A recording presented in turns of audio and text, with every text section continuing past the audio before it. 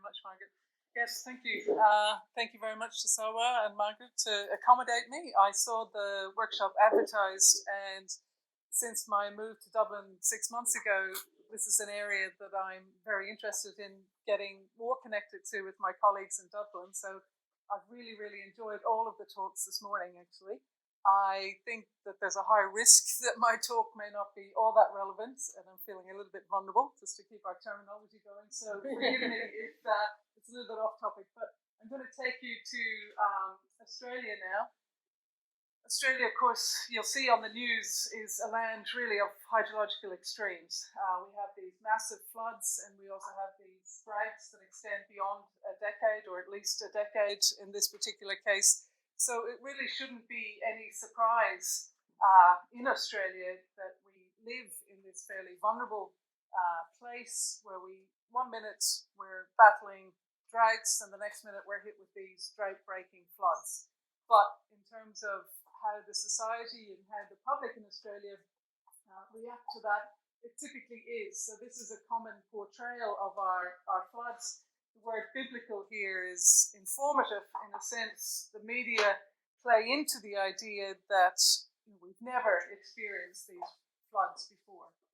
It creates, as many of the speakers have said this morning, this sense of apocalyptic catastrophe. The practical reality is, for many of Australians, it probably feels like a biblical disaster because the record in Australia is we have about 40 years of gauging data.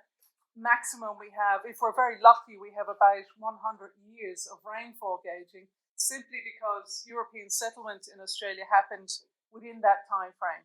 So since I've moved to Northern Europe, I'm completely in awe of the extensive temporal record that you have.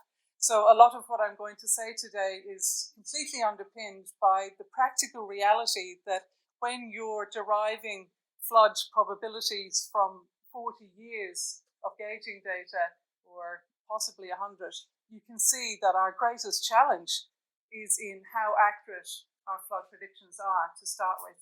And listening to many of the talks there, I noticed that nobody in particular questions the accuracy of those predictions, presumably because you have better data, you're better modeling in a continent where many of our catchments are the size of parts of Northern Europe.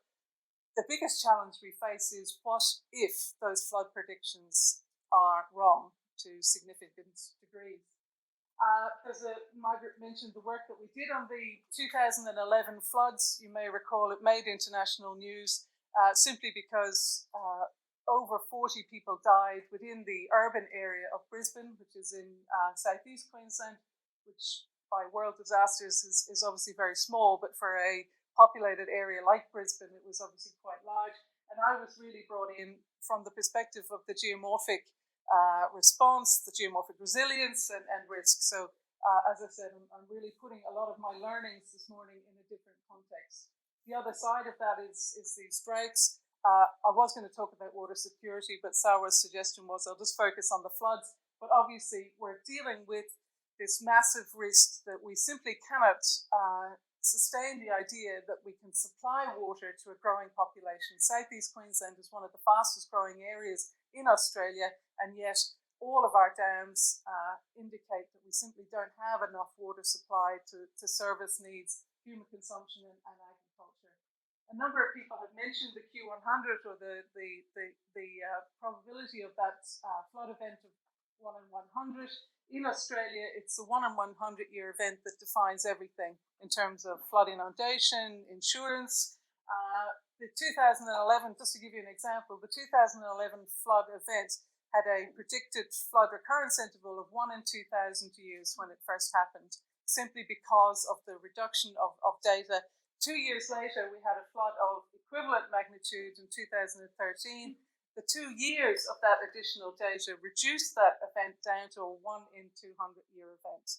So you can see the problem that Australia faces. All of the floods that we've experienced recently, and for those of you that follow floods out of Australia, a couple of months ago, Townsville in Northern Australia experienced a very dramatic flood, and they're all happening in conjunction with overflow of dams. the dam capacity is also now proving to be problematic in that if the flood predictions are in error, then the dam storage capacity is also in error, and all of the dams are having to be released artificially. So Brisbane, this particular flood, was also a product of water released from the water storage dams, as indeed the Townsville was as well.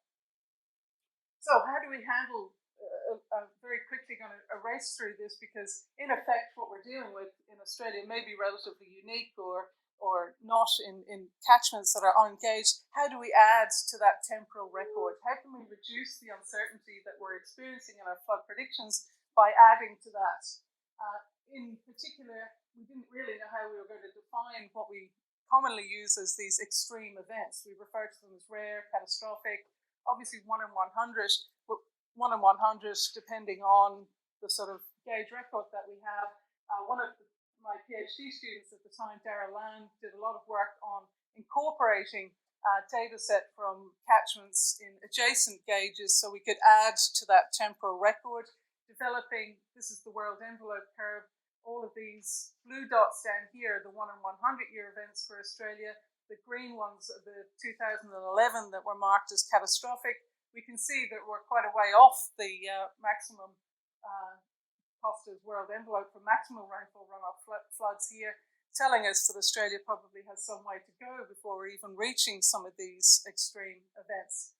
So Darragh did a lot of work on actually creating an Australian envelope curve here from the gauging stations that we have, and constructing this probabilistic regional envelope curve, which he found was assisting. I'm not going to go through the detail, but the bottom line here is that there's considerable differences in incorporating data from adjacent gauges up until about 60 years. We need a record length of 60 years, and since in many cases we don't have that, we know that we're in error. The second thing that we found on that is, whilst it's common here in Northern Europe to be able to define a floodplain that is inundated maybe in every 2.5 years, we have floodplains here that are inundated only in a 1 in 1,000 year or a 1 in 500 year event. This is the example of the flood inundation from 2011. I just draw your attention to several places on that floodplain where the floodwaters didn't get out, yet the major loss of life happened here at the town of Grantham. It has subsequently been moved up the hill. Here we saw basically all the floodwaters for this event fully contained within the channel, and due to a reduction in channel size, which you can see very clearly here, floodwaters were inundated over that floodplain, massive velocities and a massive rate of rise. People simply could not evacuate that floodplain. So this is the risk of nonlinear changes in channel capacity. Within 700 meters, for example, we can see a channel capacity reduce from nearly 6,000 cubics down to 1,000. So how do we accommodate for that varying spatial risk along a single river? These are what we refer to as macrochannels, and we can, within a very short river length, we can see basically channel capacity change from the 1 in 2.5 year event up to a 1 in 50 year event. And how do we accommodate that? The way we try to accommodate this whole issue in Australia is to add on, we have our systematic gauging record, which in some cases brings us back to the 1890s if we're lucky, adding historical data, but using paleo flood analysis. So this is the flood deposit left after the 2011 flood. We went back and dated each of these individually within the flood record using OSL, and we found that that particular flood of similar or greater magnitude happened about 7 or 8 times in the last 1,000 years. So what does that do if we incorporate that? In terms of the uncertainty around these predictions, if we basically just look at the uncertainty around our systematic engaging records, you can see the large spread on that. Once we include at least 4 of these paleo floods, we can see that we're reducing the uncertainty on that by up to 65%. So we're trying to get into including paleo flood analysis, particularly in places like Australia, where we desperately need to extend that timeline back to 1,000 years. We're facing massive resistance, interestingly, from the civil engineering community, who argue that it's really not science. They're not repeatable. For 4 paleo floods, it costs less than $10,000. If these dams are actually going over, the cost to the recent flood for example, was 300 million just by loss of cattle, for example, in one of Australia's major cattle areas. So I think for Australia, this is what happens when they do have floods. They remove all of the vegetation from the channels with the idea that they're basically going to speed the water up and actually deliver it downstream. It's the opposite to what any geomorphologist or eco-hydrologist might recommend. So we also have the risk of poor communication around what will happen. So that's a very quick overview of we produced, there's a website actually, bigflood.com.au, where we produce some interesting fact sheets. We're now we're some way into a project here called Paleoclimate for Water Security. And out of this meeting, I'm very open to anyone who's interested in collaborating on any of the data that we have in Australia, particularly from the point of view of the sort of risk and resilience that I've heard today. So please do get in touch. But thank you.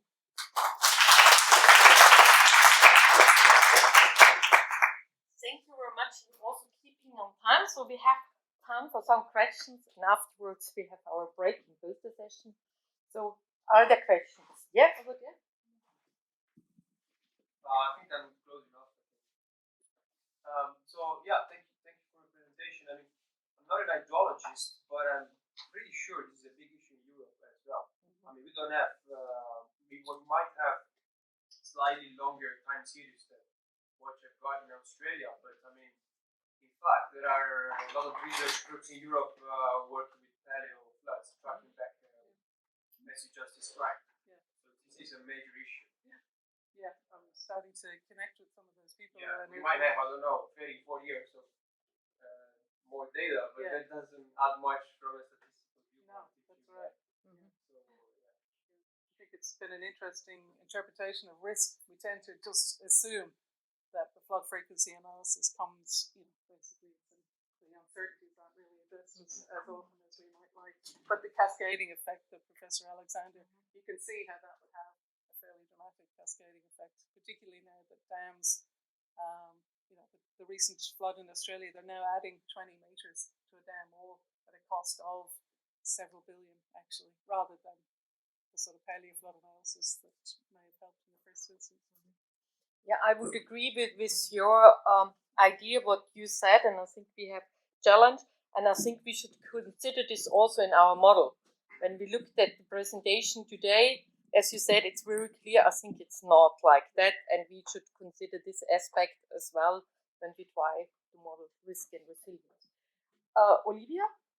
Yeah, thank you very much. I enjoyed the presentation. I'm not a hydrologist, I'm a meteorologist, so I was actually wondering, what is the sort of the physical reasoning behind this envelope curve? Why it should be there, or what it? It's basically a catchment area, sort of maximum rainfall runoff type thing, an upper envelope for what might be possible from a given catchment size. And it's the world envelope curve has been derived from basically all the large floods globally, and then depending on whether Australia didn't actually have one prior to Darrell's collection, so it's an upper bound. And the rainfall, is this because in meteorology there's something called sort of a similar concept of the maximum amount of rainfall that you get? Is that also sort of the input? Yeah. Okay. The third question I have, you were before or in the last row? No, okay. Then it's you and then you. You have it already.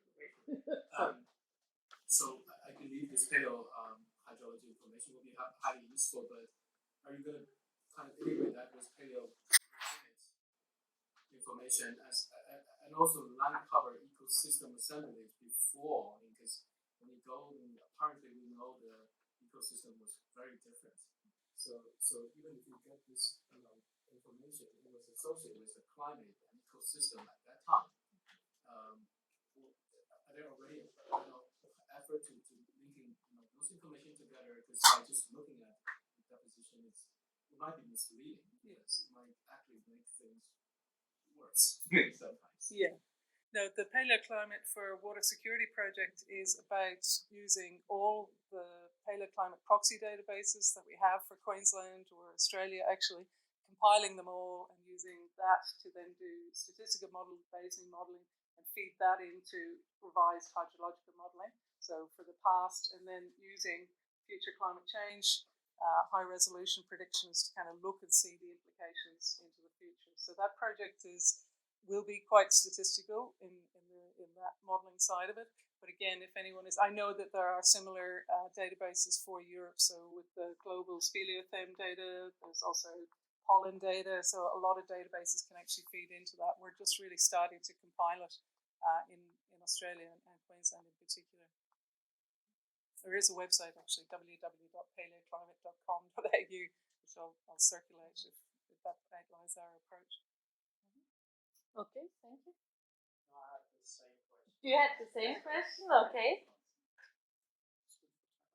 It's good for timing. Is there another urgent question? Otherwise, we have to break then. If not, Sarah, I think you have to give the instruction how long and what to do. Yes. And thank you very much.